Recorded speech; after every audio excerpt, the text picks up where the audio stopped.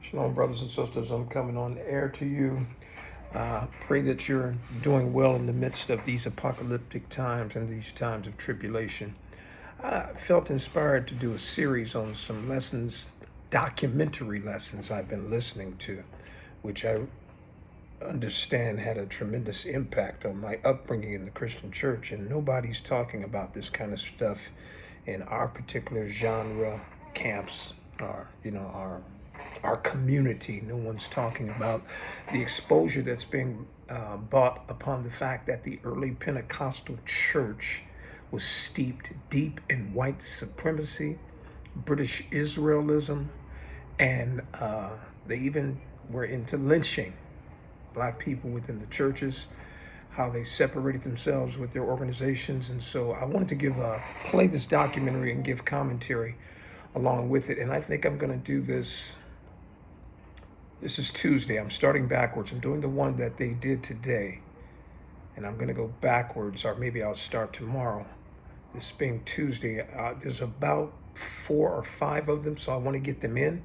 So I may do a series and go ahead and do it all this week, even though I am the most shadow banned person in America. Doesn't matter. I still keep pushing. Somebody's hearing it, even if it's only one. This is pertinent information because you're going to hear in this documentary, as I mentioned, there was a stint in the late 1800s and early 1900s where Caucasian people said they were the Israelites. And all of this Pentecostal movement was based on that. And hence, that's where the white supremacy came from. So hopefully you will enjoy this as much, because I'm realizing that a lot of the stuff that we deal with coming out of the Christian church was impacted by this. The false tongues, the false healings, the false deliverances, the 2-week revivals, the entertainment aspect of Christianity. You're going to start to see how this spilled over into the black community, what we call the black church, as we were fascinated by these people such as William Branham, A.A. Allen, Osteen's dad, I forget his first name. You're going to hear names of people when I do this series, this exposed series, who were the founders of the Pentecostal movement early on. The latter rain movement. You're going to hear about that because it impacted me, because those people, one of the brothers who founded the latter rain movement out of Canada, sat amongst my father and influenced him at his tent revivals. And these people didn't fit in. It was really strange. And you're going to see it spilled over into other denominations, but I hope that you can hear this on Blog Talk Radio, the other YouTube platform. I'm sure you'll be able to hear this. And I'm just going to go ahead and play this. This comes from the BRAHNHAM Historical Research Podcast on BitChute. I hope Blog Talk picks this up, that you can hear it. Let me go ahead and play it. I'm going to stop and give commentary on certain key points. Historical Research Podcast. I'm your host, John Collins, the author and founder of William Branham Historical Research at william-branham.org. And with me I have my co-host, researcher, minister, and friend, Charles Paisley, the founder of ChristianGospelChurch.org. And together we're examining the history and the intersections in history between William Branham and other key figures that either influenced or were influenced by the post-World War II healing revivals. Charles, I'm so excited about this side story that we're about to do, because unlike some of the other side stories, this is also, if you really stop and think about it, it's a side story, yet also it is literally the foundation of what would become William Branham's early theology, from the late 1940s and early 1950s. So we're doing a sideshow that's not really a sideshow. You're right, John. This is really an integral component to everything we're talking about, and it's really going to especially set up well a couple more episodes that we're going to talk about to add some depth to what's coming next. But today we're going to talk about a very important figure that William Branham meets really towards the very early days of the healing revivals. In 1947, William Branham had met Gordon Lindsay. He's not the figure we're talking about today, but he met Gordon Lindsay, and he came on and more or less became William Branham's publicist and his campaign manager, starting in late 1947. And he started opening up doors for William Branham to branch out the healing revival to even more people. And before Gordon Lindsay, William Branham, he had been working with W.E. Kidston and Raymond Hoekstra. Really, they were the main part of his campaign team, Jack Moore a little bit. And they'd mainly been preaching in Oneness, Pentecostal, and UPC churches up into 1947. But once Gordon Lindsay took over, he was able to open doors for William Branham to start preaching in the Assemblies of God churches and the Trinitarian sects of Pentecostalism. And he started doing that in Canada and across the United States. And in the last couple months of 1947, that's when William Branham was up in Canada and sparked the Latter Rain movement. And then in January 1948, so while the people up in the Sharon Orphanage are still fasting, the Latter Rain revival itself has not quite started yet, William Branham goes to Miami for Florida for the winter.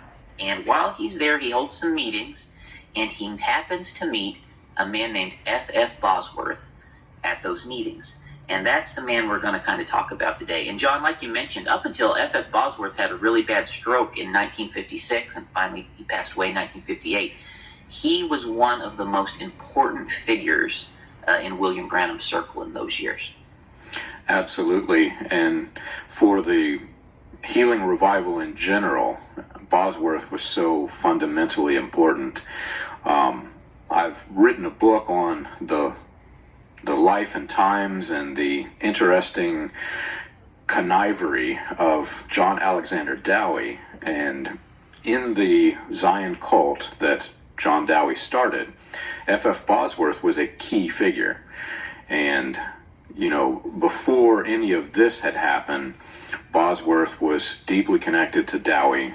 And Bosworth is so deeply important to the revivalists themselves, the early revivals that predate William Branham, or more to the point, predate William Branham's fame, because there's a lot of William Branham's history that has been erased.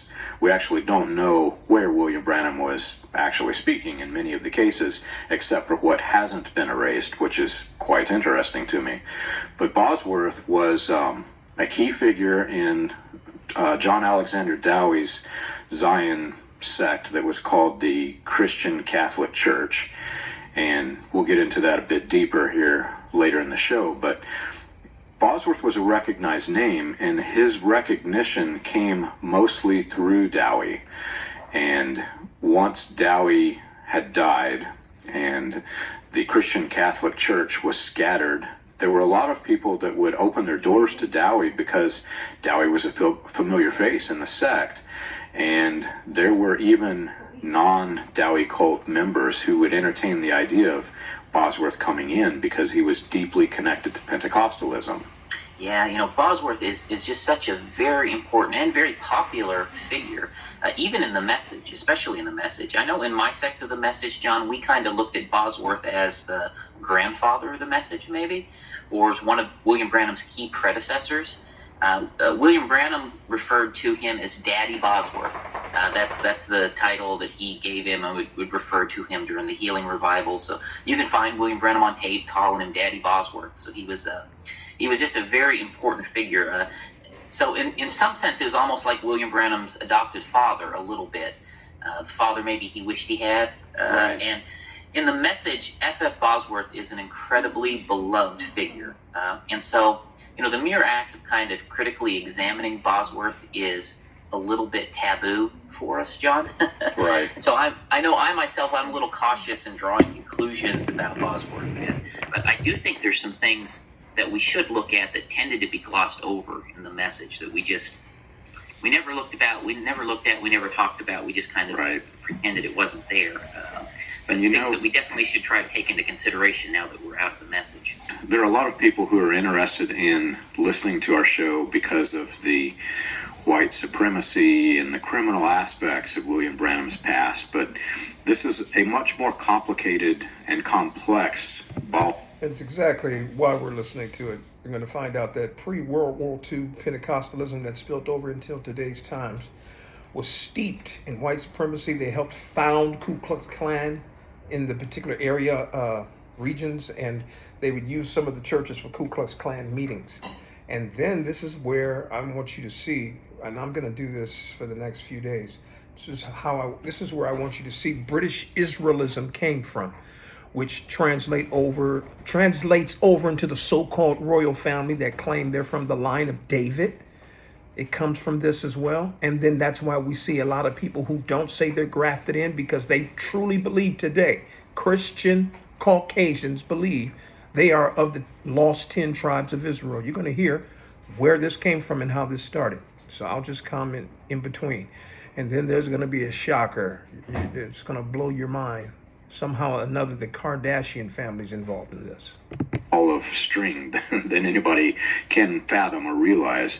It's not necessarily that Bosworth is connected to the criminal or the white supremacy, although we're probably going to get into some of the questionable white supremacy stuff with Bosworth. But Bosworth, if you take Roy E. Davis as the mentor for William Branham's white supremacy and some of his doctrinal positions that he learned in Roy Davis's church, those were key elements of William Branham's makeup of what would become, his cult of personality. Well, Bosworth is literally the foundation for William Branham's religious side, and Bosworth is really just a proxy for John Alexander Dowie's religious stance. So a lot of the positions that we see John Alexander Dowie take in his ministry, we're going to see those replicated in William Branham's ministry, and they were replicated using, Bosworth as this conduit for taking Dowie, the doctrine of Dowie, and putting the doctrine of Dowie into mainstream again through William Branham. So there's actually very, very little out there on the life of F.F. Bosworth, just very little writings. And most of what we know about him comes to us from stories that have been handed down to us, passed down to us, and then his own writings, really. There's not really any books or resources on Bosworth out there that I personally would consider scholarly. He's mentioned in passing here and there in a few scholarly books, but for the most part, everything out there on him was either wrote by himself or his friends or his family. So I kind of have to take a lot of what's in those books with a grain of salt, as it's pretty clear it's being wrote by his, closest friends and supporters, right? There is one book worth mentioning that I do recommend people read if they're interested in Bosworth. It advertises itself as a critical examination of the ministry of F.F. Bosworth, and it's entitled F.F. Bosworth, the Man Behind Christ the Healer, written by Roscoe Barnes III. And while it is advertised as a critical examination, it is critical from the standpoint of somebody who is deeply, deeply in favor of Bosworth. Somebody who is more critical than that, they're going to think this is praise of Bosworth. From my perspective as somebody on the outside looking in, it is it's very highly favorable, but it is the closest that we have to a critical examination. Yeah. So besides the stories handed down to us, like I said, most of what we know comes really from a book that he wrote, and there's a book here called Christ the Healer. I have a copy of it, and Bosworth wrote this book in the 1920s, and a good bit of what we know about him and his beliefs come from this book, and that's probably actually the way that most Pentecostals are even familiar with Bosworth. This book is very popular in Pentecostalism, actually, and most people who know F.F. Bosworth know him because of this book, actually. And so since there is so little about his life, I know myself, I'm a little careful kind of making any too strong of judgments on him, but I'm especially interested in how he ended up working with William Branham and what was going on before that. And so just kind of diving into his backstory, I know Bosworth, he became a Christian according to his testimony in 1893. He was attending a holiness church in Nebraska at the time. And he eventually gets married. And after he gets married, something very interesting happens to me, John. This is perhaps more interesting than him meeting up with William Branham. This is probably the most interesting part of his life to me. He's reading a newspaper article and it's advertising that John Alexander Dowie wants to build Zion. And Bosworth's really taken up with the idea that Dowie is going to rebuild Zion. And so Bosworth moves to Zion, and he joins Alexander Dowie's group about 1901, the same year that Dowie started to build Zion. So that's pretty interesting. And he was in Dowie's group for about 10 years, up until after Dowie died even. And I think what's really interesting to me about this part, John, is that Bosworth joins Dowie's church really right at the time that he is going off the deep end. Really, when it seems like Dowie's just really starting to really lose his marbles. That's interesting to me. It really is, because there's a part of me that is highly skeptical whenever I see somebody in the lights, cameras, action. Let me comment on that while they're still elaborating. 1901. And you hear that term holiness being used by the black church so much. It's all I knew. It was holiness or hell. And this stemmed from the Caucasian Pentecostals who were starting a movement in New York called the Zion Movement, where they were going to hostily take over New York and build a city called Zion because they were the Israelites at that time in the 1900s. Now, I've heard of Azusa Street, which you'll hear about later, that happened in 1906 in Los Angeles.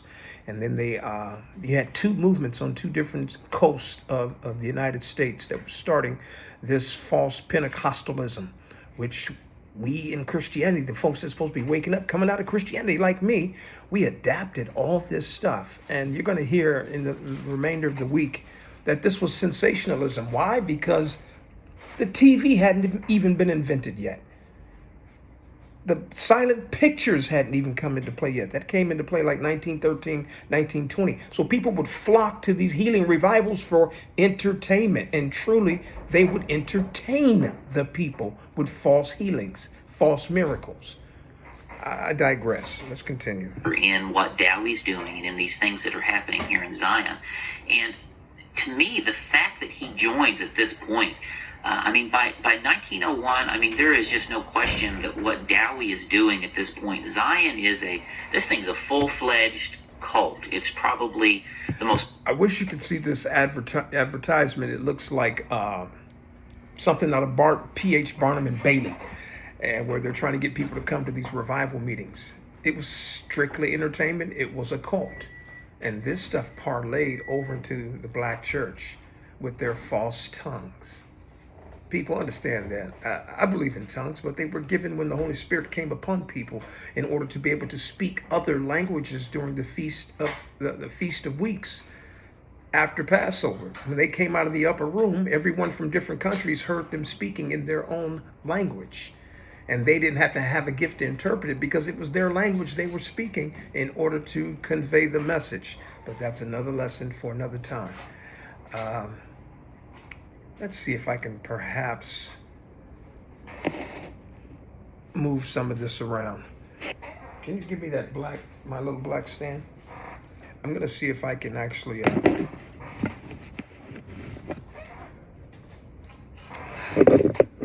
let you see some of the footage.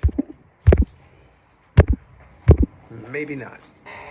Okay, let's continue with the video play. Most powerful cult in the United States at this point in time. It's just crazy stuff that's going on there. Dowie is starting to introduce, he's talking about having 7 wives at this point in time. Dowie has went totally head over heels into British Israelism at this point, and that's really his whole framework for building Zion. Obviously, Dowie, who was going to build Zion in New York, felt he was an Israelite, so he wanted to include wives. Of course, these guys who were Caucasian Christians, they don't understand that they were coming from a Hebrew perspective where polygyny was in the word. Just 12 tribes of Israel came from 4 different women. And these people believed that they were of the lost 10 tribes of Israel. So just kind of bypass what they're saying. I just want you to get this history and information. I'm going to show you something, which is why you have a hard time for our people coming out of these cults of Christianity. And that's my sole intent of doing this for the next few days. I'm considered crazy because I came from that background and I still don't know how the Most High brought me out of it when I was supposed to inherit a legacy and continue in that vein. And he said, not so. That's not the way I want you to go. And now I'm better even understanding why. You're going to find out that William Branham, who was going around saying he was the spirit of Elijah, they believed in reincarnation, not the prophetic part of the Bible.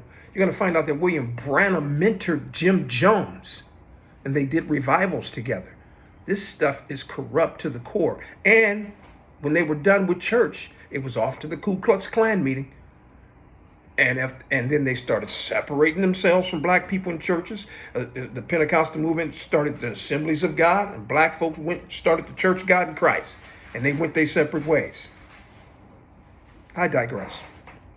Right? They believe they're part of the 10 lost tribes of Israel. And they're building Zion and going to, come up with plans to rebuild the temple. And everyone moving into Zion, and everyone moving into Zion has to sign 1,000-year leases to get into Zion. That's something that just is, it's incredible. It kind of puts me in mind of the Sea Org today, John, where they sign, million-year contracts to join the Sea Org. Well, to get into Zion, you had to sign 1,000-year leases because they thought they were going to live. They basically thought they were going to live out the whole millennium in Zion, and they believed the millennium was imminent, and this was almost phase one of the millennium. They were going to rebuild Zion, and then Jerusalem itself was going to be restored shortly thereafter. The city of Zion itself is worthy of a whole podcast episode, because this was not Christianity or even a cult as most people would think of them today. This was very, very militant. And this is 1901, folks. It's around 1901 that Albert Pike writes a letter to Mazzini talking about the three world wars, and we haven't even established the false Israel, which came around in 1948. You had a sect of Caucasian Christians saying they were going to start the millennium, build it with their hands, bring down a new Jerusalem, and that they were the Israelites. This stuff is crazy. You can't make this stuff up. And whenever, you mentioned this was the biggest cult of the time. Well, this is probably the biggest and most powerful cult in the history of the United States. We're talking about a group of people who wanted to forcibly convert the United States. And they were trying to recreate Zion, as you mentioned. They were literally trying to reenact or enact all of the prophecies that are in, the end time prophecies that you find in the book of Revelation, etc. They're trying to stage them in the United States, forcibly convert the United States, and they send an entire army of people, and they actually had an army. They sent an entire army of converts into New York City, door to door, with the intent to go to every single house in New York City and blanketly convert the entire city into this cult. Yeah, it's really amazing stuff to look at, and it's super interesting to investigate. And again, they're operating within the framework of British Israelism is really how they're doing all this. They believe, again, they're the 10 lost tribes of Israel.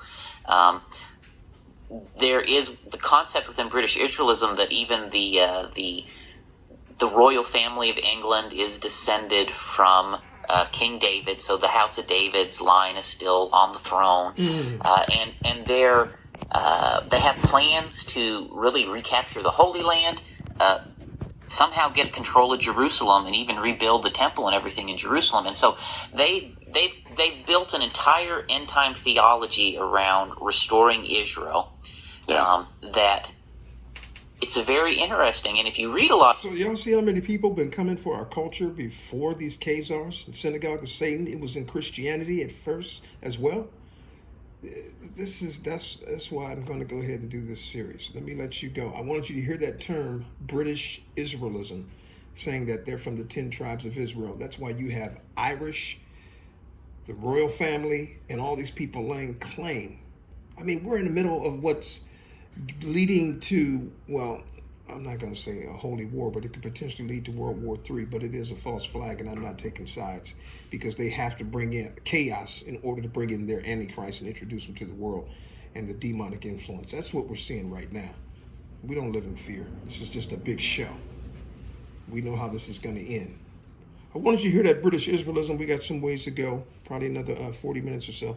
So check this out. This should expand your horizons as a Israelite, Hebrew Israelite. A lot of those things, you'll find some interesting similarities, John, to things that kind of end up in the message in slightly different forms. But anyway, that's going on. Bosworth is in that, and there's all kinds of stuff going on there. And the thing is, most likely Bosworth suffered an incredible financial loss through all of this, John, because the whole thing in Zion, the whole thing is a religious Ponzi scheme, right? These people, Bosworth's got people to put millions of dollars into Zion, right? He's opened a bank in Zion. Everybody who lives in Zion has to put all their money in the bank, but it's a fake bank ran by Dowie, and he's just taken all their money. And eventually the whole thing just completely collapses in. Everybody loses everything in the bank. The banks start foreclosing and taking people's property because they leased it. They didn't own it. Yeah. The whole thing goes south pretty bad.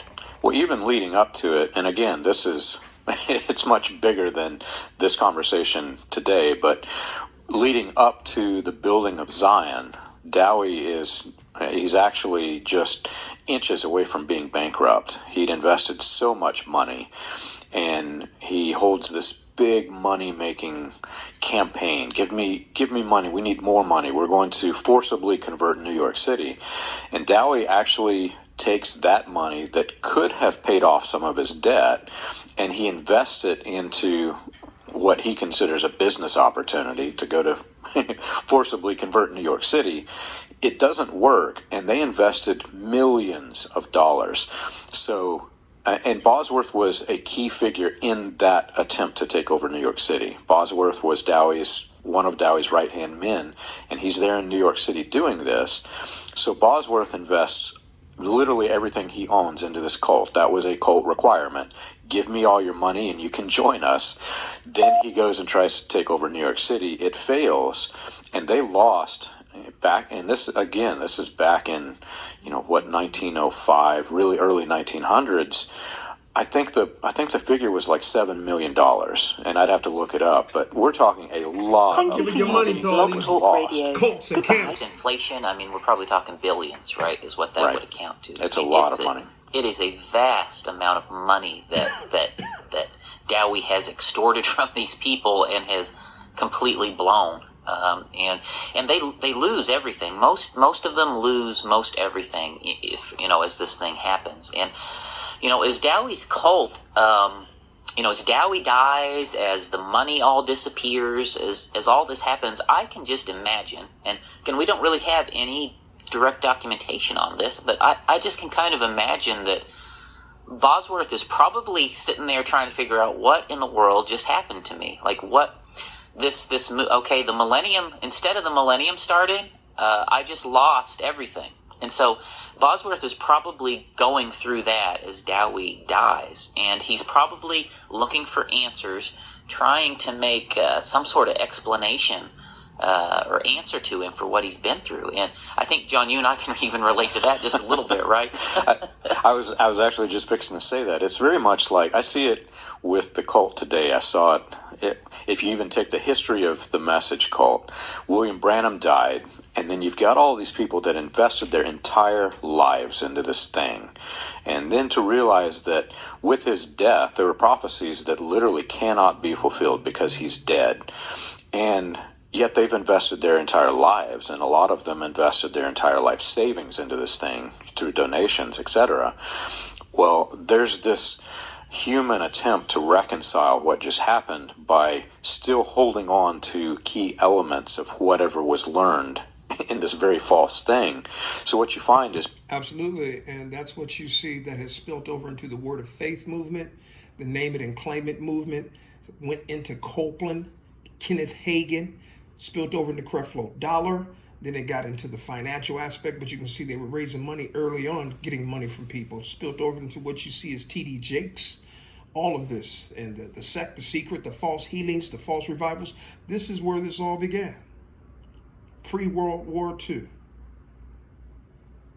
All the false healings. And so what this guy is saying that you need to take notice of is that when all these false Caucasian prophets, F. Bosworth, A. Allen, William Branham, and Dowie, who started this big cult thing in New York, and you're going to hear more names. This all spilled over into our 21st century, into the 2000s, into these churches, which is why you had the Wacos. Well, he was a Holloman. I forgot that guy's last name who was in Waco, but his real name, Haldeman. He is a part of the Haldeman family from Switzerland, who is related to Elon Musk. Elon Musk's last name is Haldeman. That's their real name, but I keep going to the side because I've got this information that I know. Kind of reminds me of Darby just floating off when all this information pops in your head. But nevertheless, these cults, their doctrines have spilled over into today's church. Man, I have to admit, it was in my father's library, some of these books, and I had people ready to buy, fight me, and hustle just to get all those books from William Branham, who was a false prophet. And you got these people telling on their own, saying he was a false prophet, and they were in it for money. So, but the extent of the fact, before these Khazars set up in that land over there in the Palestinians, and none of them owns the land, you had the white Christian church. One of the reasons why they were hanging and killing us, early on, they knew who we were. They knew we were Hebrews, but later on, they took it upon themselves to say, no, we're of the 10 lost tribes, British Israelism. And they despised black folks. It wasn't just the Mormons that didn't want us in their churches. It was the Pentecostal churches speaking in tongues. Let's listen to some more. As people move forward by clinging to this false foundation. And the same thing happened here with Bosworth. Towards the end, after Dowie's death, there was this swarm of quote-unquote prophets to Dowie to take over Dowie's empire. And one of those that came and gained a strong foothold for almost a year was Charles Fox Parham. And Parham comes, he forms a strong division in Zion City, and literally there's this growing faction that's collecting key figures from Dowie's sect. Bosworth is one of the key figures that joined the split in the faction that was an attempt to take over Zion City. So Bosworth is, trying to take this over and then run it with Charles Fox Parham. Right, and again, we don't have, obviously any documentation about what's going through all these people's heads as it's happening. But, it seems to me pretty reasonable that, Bosworth and other people in Zion are looking for answers. Parham comes, and some of them think, okay, Parham has the answers to take us beyond this whatever terrible thing that's just happened to us. And so Bosworth and quite a few others, they do like what they hear Charles Fox Parham saying, and they kind of jump on his bandwagon next. And one of the co-founders was William Seymour of the Azusa Street Revivals, 1906, something you saw the black church take over. We had an Azusa revival here in the San Francisco, and then who else from Oral Roberts, what's his name? They did a special on him because he's not even in church no more. He's preaching he doesn't believe in hell. Carlton Pearson. Yeah, Azusa. Carlton Pearson was at the behest of starting these revivals where he would call it the Azusa Revival, and folks would fly in from all over the United States. This is where this stuff begins. Trying to reenact what Parham and Seymour did. Let's listen to some more of this.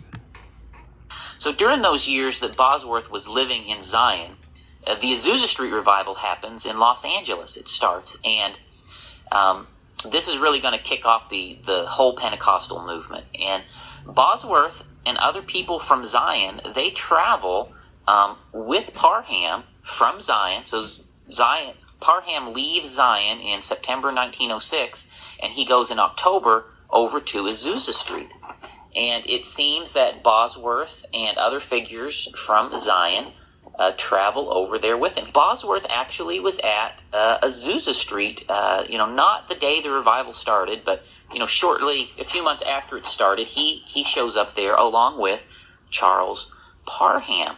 And so he becomes also a very popular and important figure in early Pentecostalism, too.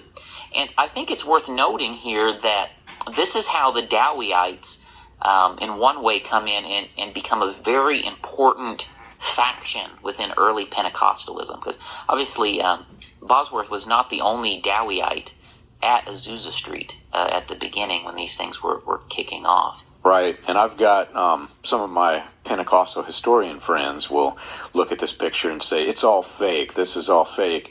You have to understand that when the Azusa Street revival broke out, it shook fundamentalist Pentecostalism or fundamentalist religion in the United States. And there was this thing happening that everybody kind of at first was skeptical of, and then everybody wanted to join into it. And it went on for months and months, almost a year, if I remember correctly. And what happened was people who were there, who were receiving the quote-unquote outpouring, if what you called this thing was an outpouring of the Spirit. And what happened was people who were there began to take precedence over people that weren't there. And so you had men who came after the fact who wanted their picture to be taken at this place. And I've had Pentecostal historians, as soon as I hold up that photo, they say, that's staged, that came way after the fact. And it did. We just don't know how long after the fact, was it during the revival, etc. Right, as we do have pretty strong indication that Bosworth could have been there as early as October 1906, which is at least 6 months after the revival started. So it's certainly not the very beginning. So he could have been there that early. And I know that within Pentecostalism, a lot of people do point to him being there and kind of look to him in some sense as in one way, almost one of the founding fathers of Pentecostalism as a whole. Maybe one of the junior founding fathers, I guess you might say it, like that, of Pentecostalism. And so, it's really important, though, just to acknowledge that there were Dowieites there at the very beginning and in the very early days. And by beginning, I mean, the first year or two of things happening. There at the very early days of the Pentecostal movement blowing up and taking shape. And Bosworth is one of multiple conduits that John Alexander Dowie's ideas are able to enter into Pentecostalism. Not just his, divine healing and views of miracles and things of that nature, but also especially his British Israel views. Now, Charles Parham also was a British Israelite. He believed in British Israelism, but these are the vehicles in which these ideas enter into early Pentecostal. So there you have it. Parham, a lot of books out there, expositories. Who was one of the founders of the Azusa Street Revival with Seymour, believed in the British Israel view that he was of the 10 tribes of Israel, with no biblical precedence or historical evidence. They just put themselves in that position and stole a culture that didn't belong to them. Let's listen to some more. I can tell you all the time, y'all need to start doing research. We're in the time of Daniel, with the prophecies being fulfilled, and information is vast, and Google's free. But go find some old books from the 1800s, 1700s, and 1900s and find out the truth of what this is all about, what happened. All of the founders of these Christian churches and movements and denominations were Freemasons. We're not even talking about that right now. They were white supremacists, and they knew who we were as a people. All of your denominations were cults, but they call you a cult for coming out and coming into the truth and coming back to the statutes, laws, and commandments. I digress. And also white supremacy, because the British Israelism doctrine was one of the key elements of the makeup of the KKK. KKK, the Ku Klux Klan, a lot of people don't realize this, but it touted itself as a religious organization more than it did a political, and this was one of the fundamental tiers of the Klan.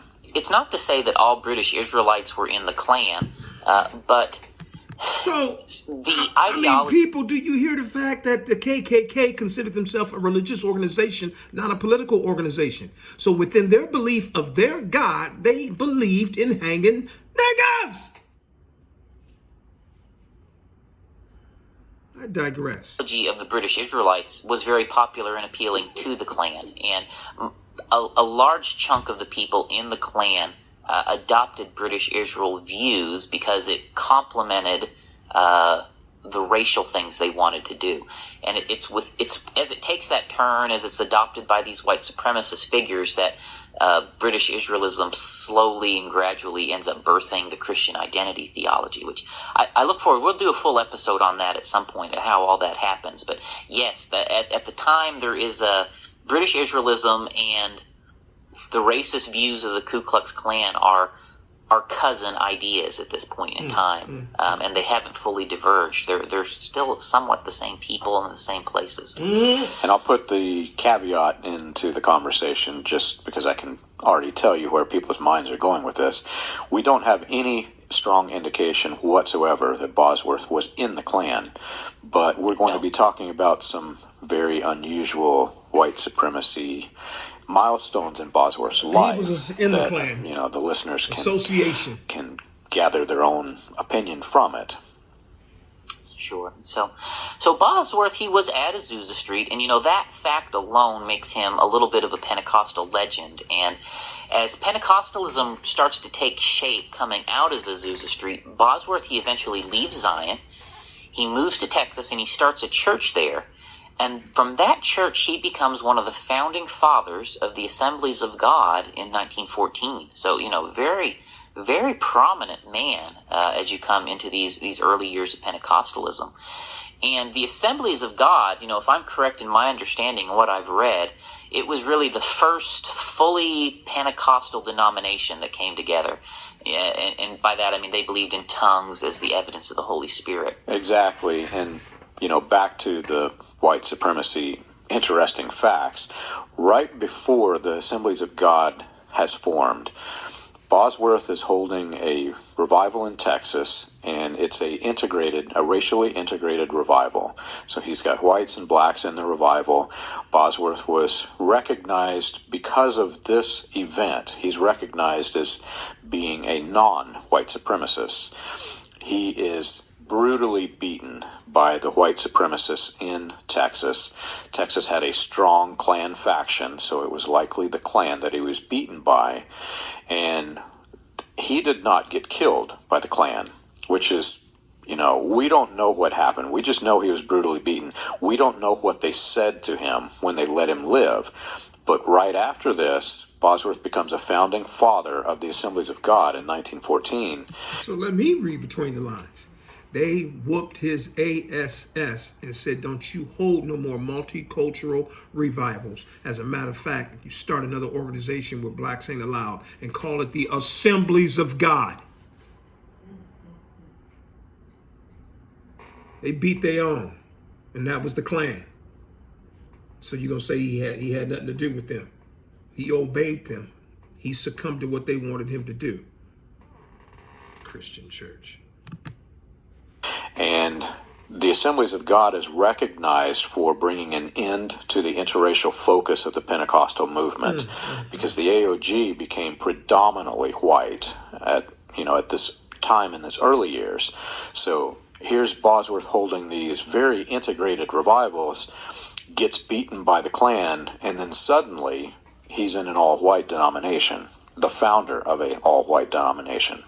Right, and after the Klan beat him, and from the newspaper accounts, Bosworth was severely beaten. This was a severe beating that he took in Texas in 1911. After he took that beating for holding the interracial revivals, I'm not aware of another interracial revival he held. He seemed to have really transitioned to go and started preaching in the northern states, in the predominantly white states thereafter. He continued to live in Texas, but he seems to have stopped preaching to black people more or less after being beat by the KLAN or the white supremacists in Texas. And again, we can certainly understand what intimidation would do to a person, right? After they probably threatened his life, they probably told him, you ever do this again, you're going to die. So I'm sure he somewhat maybe took that a little bit to heart. And he has wife, he's got children, right? So Yeah, it's interesting because you don't see Bosworth emerge as this figure that is trying to bring the races together. He remains a key figure in Texas. He's got, ties to the Dallas. He's in the Dallas, head of the Dallas church that's recognized in Pentecostalism. He has deep roots in Texas. We've got a 1910, I believe it is, census report saying that he was living in Waco, Texas, which is extremely interesting. Side conversation we could have, but you don't see Bosworth emerge as being recognized for trying to bring the races together. Instead, what you see after his beating is he just kind of discards the notion that blacks and whites could be together in the services. right. And y'all want to bring Becky and Tom in. And their family members come from this type of Christianity, which was split. And this is after Yeshua died, after the so-called grafting in. They wasn't teaching that. They was teaching separatism in the doctrine that you espouse to in your Christian church today. Because all y'all went to the ASUZA revival with Carlton Pearson's